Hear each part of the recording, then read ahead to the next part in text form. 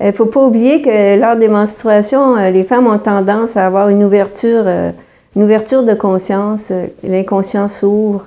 C'est quelque chose qui peut être impressionnant, ça, pour des personnes qui ne vivent pas ça. Et puis, les femmes qui sortirent dans la hutte menstruelle, puis qui ressortent de là toutes transformées, qui ont réglé des choses à l'intérieur d'elles-mêmes, qui ont chanté, dansé, ça dépend des sociétés, là, ou des huttes où on est soi-même, toute seule, puis on fait une introspection, puis on sort de là complètement régénéré.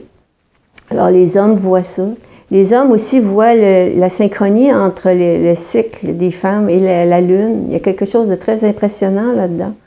S'il y a une dimension cosmique, ça ne peut pas faire autrement que d'impressionner les hommes.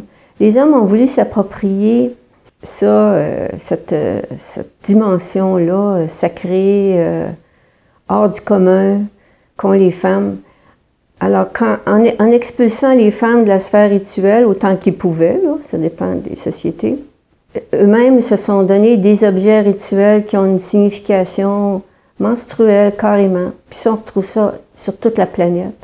Il y en a partout de ça, en Polynésie, en Australie, en Amérique du Nord, en Amérique du Sud, en Inde, partout.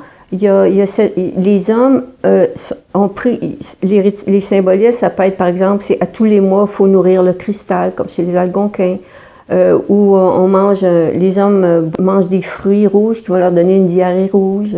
En Australie, les hommes se coupent carrément le pénis, tout le long du pénis, puis ils font balancer de l'un côté et l'autre, puis le sang coule sur leurs jambes. C'est un signe de bravoure, là, puis comme les femmes qui accouchent, comme les femmes menstruées.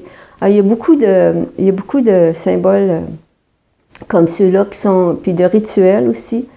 Dans les contes aussi, les hommes, ils s'approprient des symboles importants comme le serpent. Le serpent, c'est un symbole universel. Des fois, c'est un dragon. C'est la même idée. Un dragon, c'est un grand serpent.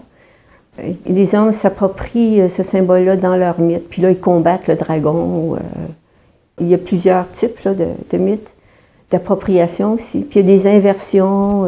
Il y a toutes sortes d'inversions qui se produisent là, dans le passage au patriarcat. Et puis j'aimerais en dire en passant que le matriarcat, ça n'existe pas. C'est un mythe qui est souvent véhiculé. Et les anthropologues vous le diront, ça n'existe pas. C'est un mythe qui a été inventé par Bachofen, puis qui a été repris par d'autres jusqu'à notre époque. Puis ça fait l'affaire des féministes. Là, alors les féministes ont repris cette idée-là aussi.